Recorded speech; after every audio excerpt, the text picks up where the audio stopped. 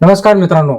छगन भुजबळ आणि इतर नेत्यांचे म्हणजे बावनकुळे मुख्यमंत्री वगैरे सगळे असताना ओबीसी समाजासाठी एक बैठक झाली आणि या बैठकीमध्ये छगन भुजबळांनी प्रत्यक्ष नाराजी व्यक्त केली. आता नाराजी व्यक्त करताना त्यांनी काही पुरावे दाखवले. पुरावे असे दाखवले की मागच्या काही म्हणजे 25 वर्षामध्ये ओबीसी समाजाला किती तुम्ही निधी दिला, त्याच्यानंतर मागच्या 3 वर्षामध्ये मराठा समाजाला तुम्ही किती निधी दिला, याचं कंपॅरिझन बघता दोघं समाजांमध्ये खूप काही मोठी दरी इथे दिसते. कारण की मराठा समाजामध्ये फक्त सांगण्यात येत आहे की आम्ही खूप काही मागे आहोत, आम्हाला काही पैसे मिळत नाही. बजेटचे प्रिंट त्यांनी घेऊन आले आणि बजेटच्या प्रिंट मध्ये काय काय आहे स्पष्ट त्यांनी दाखवलं. ते एकदा बघा, मग आपण पुढे काय आहे ते बघणार आहोत. शेवटपर्यंत बघा, चॅनलला सबस्क्राईब करून ठेवा, लाईक करा, शेअर. या वेगवेगळ्या समाजांना, या घटकांना,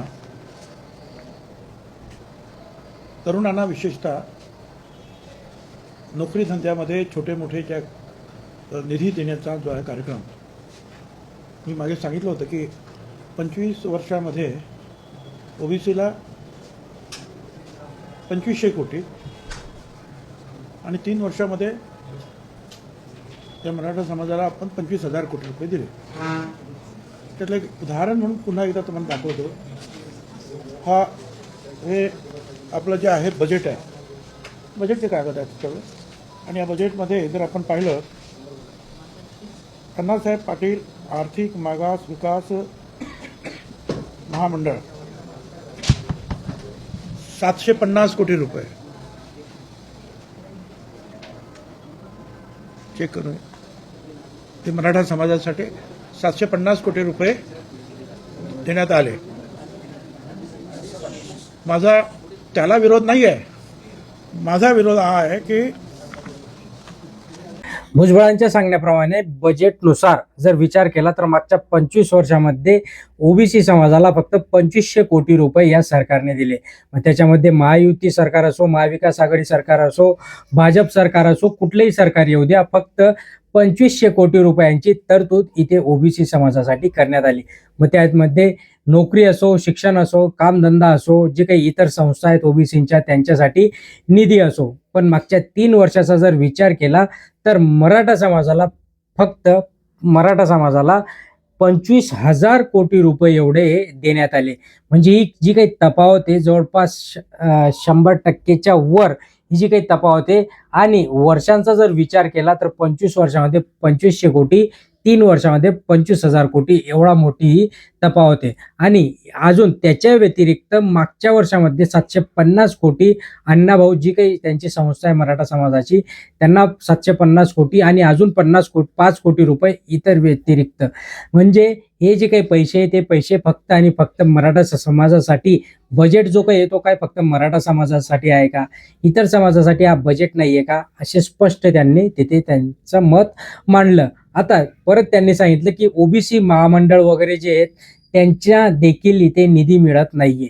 त्याच्या व्यतिरिक्त सरकारी नोकऱ्यांचा जर विचार केला तर आज ओबीसी समाजामध्ये 27% आरक्षण आहे. पण या 27% आरक्षणाच्या अगेन्स्ट फक्त 9% जागा आतापर्यंत भरल्या आहेत. मग जे काही इतर जागा राहिल्या जवळपास 16% अजून जागा रिक्त आहेत. त्या रिक्त जागा भरणार कधी, ओबीसी समाजासाठीचा विषय चालू आहे. आणि त्याच्यानंतर जर विचार केला तर मग त्यांनी मंडल आयोगाचा विषय काढला. त्याच्यानंतर मंडल आयोगाने 27% आरक्षण दिलं. इतर समाजाला, दलित समाजाला 20%, नंतर 3% ब्राह्मण वगैरे, या सगळ्या गोष्टी झाल्या. ओके, पण सगळ्यात महत्वाचं त्यांची मागणी काय आहे? ती मागणी आहे त्यांची की मराठा समाजाला कुणबी जात प्रमाणपत्र देताना विचार करा. आणि ते जर तुम्ही सरसकट अजून देत असाल किंवा त्याची अंमलबजावणी करत असाल तर ते आम्ही खपवून घेणार नाही आणि त्याच्या विरुद्ध कोर्टात जाऊ. काही पुरावे देखील त्यांनी सादर केले की सरसकट हाताने खोडलं जाते आणि तिथे कुणबी मराठा असं नॉन क्रिमिलियर दिलं जाते. म्हणजे एवढा मोठा गौप्यस्फोट, एवढे मोठे त्यांनी खळबळजनक दावे देखील त्यांच्या पत्रकार परिषदेमध्ये केले. आता ही जी काही सिच्युएशन चालू आहे महाराष्ट्रामध्ये, या सिच्युएशनला महाराष्ट्राचे मुख्यमंत्री कशा पद्धतीने हँडल करता ही बघण्यासाठी गोष्ट आहे. कारण की एकीकडे वंजारा बंजारा एकच असल्याचा दावा आणि खळबळजनक वक्तव्य आणि समाजामध्ये एक जागरूकता निर्माण केली, ती म्हणजे धनंजय मुंडे यांनी. धनंजय मुंडेचा कार्यक्रम झाला आणि त्या कार्यक्रमामध्ये खूप काही मोठ्या प्रमाणात गाजावाजा करून सांगण्यात आलं की आम्हाला देखील हैदराबाद गॅजेट जर तुम्ही लागू करत असाल तर हैदराबाद गॅजेटनुसार आम्हाला देखील या एसटी समाजाच्या एसटी प्रवर्गामध्ये तुम्हाला सामील करावंच लागणार आहे, अन्यथा आम्ही देखील उपोषणाला बसू. आता हे दोन समाज आले आणि हे दोन समाज ऑलरेडी लढत आहेत मागच्या 2-3 वर्षापासून. म्हणजे महाराष्ट्रामध्ये इतर जे काही प्रश्न आहेत ते प्रश्न सगळे बाजूला राहिले आणि आता फक्त प्रश्न आले ते आरक्षणाचे.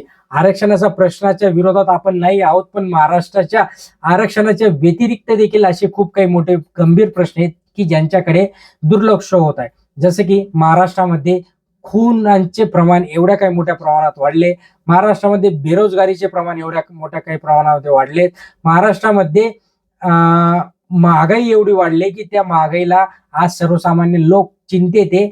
मला तर वाटतं की सर्वसामान्य जनतेला आरक्षण सोडून इतर अजून खूप काही मोठे महत्वाचे प्रश्न आहेत, त्या प्रश्नांवर गंभीर चर्चा होणं गरजेचं आहे, त्या प्रश्नांची उत्तरं मागणं गरजेचं आहे सरकारकडे. पण त्या प्रश्नांना बगल दिली जाते आणि दुसरेच महत्वाचे प्रश्न सोडून दुसरेच प्रश्न खूप काही मोठे वर आलेले महाराष्ट्रामध्ये आज आपल्याला दिसत आहे. मित्रांनो, या सगळ्या विषयाचा जर आपण परिपाक बघितला तर या सगळ्या गोष्टींमध्ये निघणार आउटपुट काहीच नाही. सरकार फक्त 2.5 वर्ष 3 वर्षाचा टाइमपास करून घेईल.